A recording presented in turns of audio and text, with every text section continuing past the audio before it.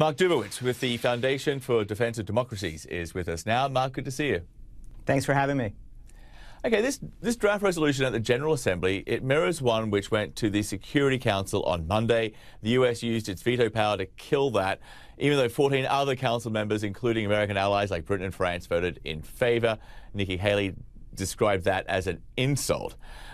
But that resolution on Monday, it was drafted by Egypt. Egypt receives more than $1 billion in US aid every year. So is President Trump serious about cutting assistance to Egypt? Because if he is, then that comes with a whole lot of repercussions for Israel. And if the president doesn't follow through, then isn't this just a hollow threat?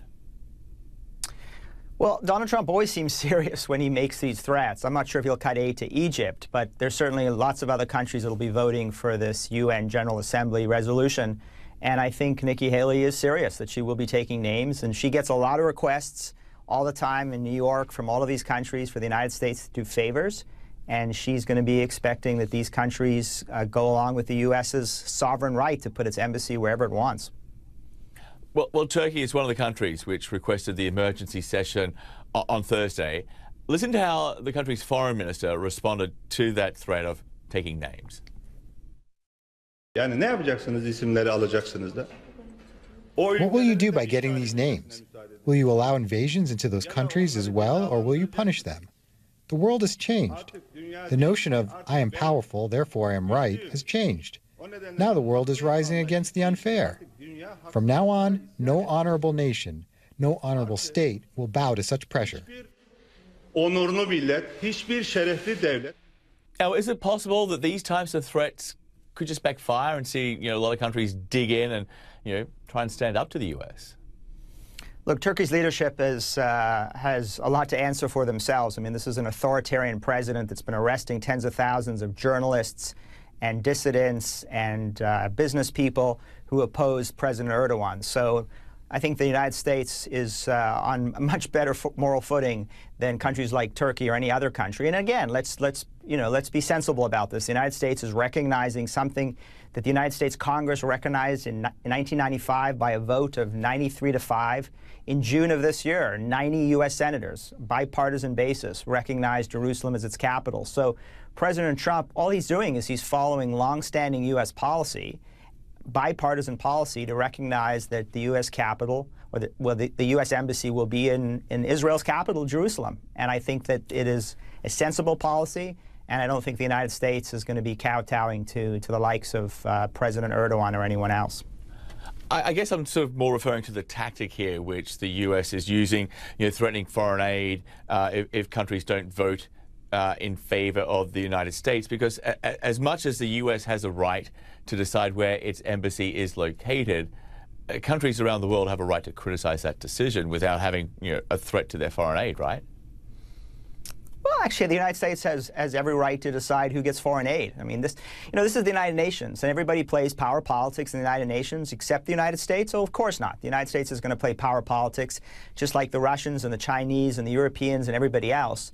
And that's taxpayer money, and the U.S. has a sovereign right to decide which countries get its money. And if those countries are going to be voting against U.S. interests, then I think it's legitimate that the United States decides to direct that money elsewhere to support countries who are supporting U.S. interests. I mean, I think that's just basic politics, and I think there's certainly something that Nikki Haley is practicing in a long-standing tradition of people like Jeane Kirkpatrick, the great ambassador, a Democrat who crossed the floor and became Ronald Reagan's ambassador in the 1980s.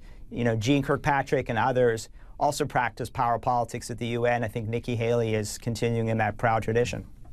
But just to clarify here, as a tactic for diplomacy, something like Jerusalem requires a scalpel and precision as opposed to a sledgehammer, which this kind of seems it is. Well, again, I'm not sure it's a sledgehammer. The United States, long-standing bipartisan support for Jerusalem to be Israel's capital. That's not a sledgehammer. Recognizing that the capital of Jerusalem, the capital of Israel is Jerusalem, that's where the prime minister is, the president is, the Israeli parliament is, the Supreme Court is.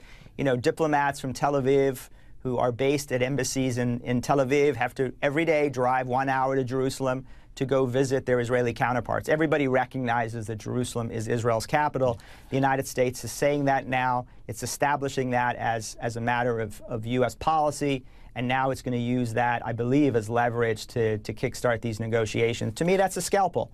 There's a lot they could do where they could have used the sledgehammer. This is not it.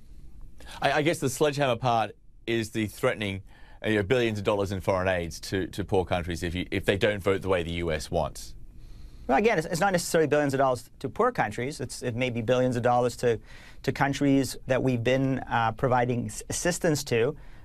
They may, at this point, I mean, Donald Trump has been reevaluating foreign aid, and there's been a lot of criticism, some of it legitimate, that the United States wants to cut foreign aid. I don't believe we should cut foreign aid, but I think we should be using foreign aid to advance American interests and American objectives, and we should not be directing foreign aid to countries that are acting against our interests.